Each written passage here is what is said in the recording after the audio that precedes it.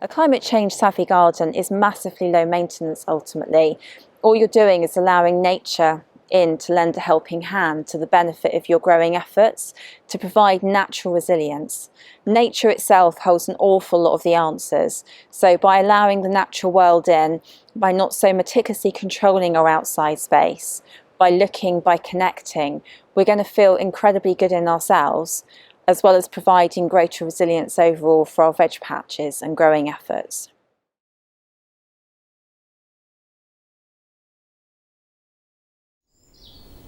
Working with natural resources and materials that you have close to hand is also a very beneficial and environmentally friendly way to attract creatures in the wildlife garden.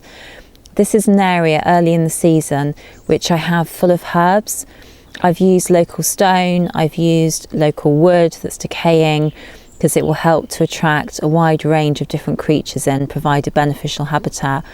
And the herbs themselves are also hugely beneficial. Leaf litter is a great thing to incorporate into your wildlife friendly garden wherever you can. I allow leaves to fall underneath trees and I leave them there. This provides me with access to a free supply of leaf mould, which is a brilliant soil improver, but it also means that I can have this space where there'll be lots of food for creatures like birds, for various different predators.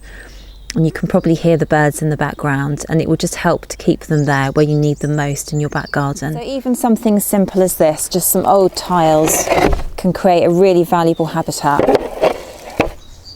Grass that is allowed to grow a little bit longer, even in places, will have extra resilience. It'll be better able to deal with extremes of weather like drought. It won't scorch as much, and also it's better able to soak up water from an excess of rain.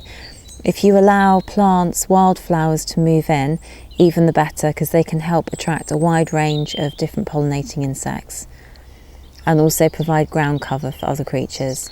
The more variety of plants that you can grow, the better that will be for biodiversity. At the back of my gardens, I have an array of different types of plant. I've got loads of soft fruit bushes, I've got various different trees, I've got willow, I've got lots of natural wildflowers as well. You can see snowdrops pictured. What might help when you're thinking about the importance of biodiversity is to know that there's nothing new about gardening in this more nature-friendly way. Actually, the current, if you like, gold standard systems of gardening that we adhere to today are actually based on Victorian country house practices. So if you look back to the medieval peasant gardens of yore, they took a much more nature-friendly approach. There was an awful lot more biodiversity. The Victorian method of gardening tends to be very much about trying to keep nature in control, so removing every single weed, neat block planting, all these other things. But actually prior to that, if you look at, as an example, at St Fagans in Cardiff, of effectively a peasant garden, a medieval workers' garden. They were busy working, they didn't have time to primp and polish, and what they did was employ a system of gardening that was very mix and match. So they used mixed planting, they allowed crops to finish their natural cycle, to flower and set seed. So, there weren't any seed catalogues to go and choose plants from.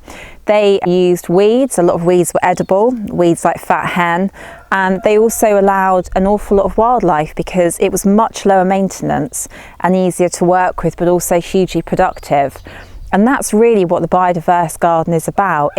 You're helping the natural world and you're helping yourself in the process. So really, what's not to like?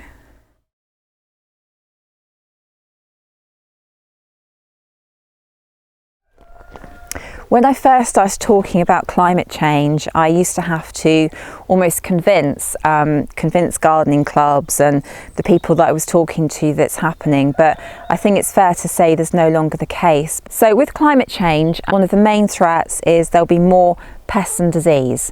So with every temperature rise, there's more of an ability for a myriad of different so-called pests to actually overwinter. With a natural balance, then you have this, veritable array of garden heroes effectively working on your behalf to actually help to keep numbers in check. A biodiverse garden is actually lower maintenance overall. If you have ground cover around your plants, if you have longer grass, if you have lots of perennials and trees and plants that can soak up the water, that can hold the water in the ground, that's providing greater resilience against, periods of drought, but also intense periods of rain as well.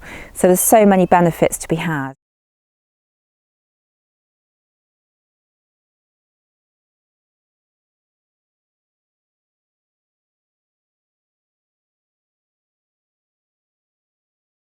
Way. Nature has a lot of the answers and solutions with all the challenges we face right now.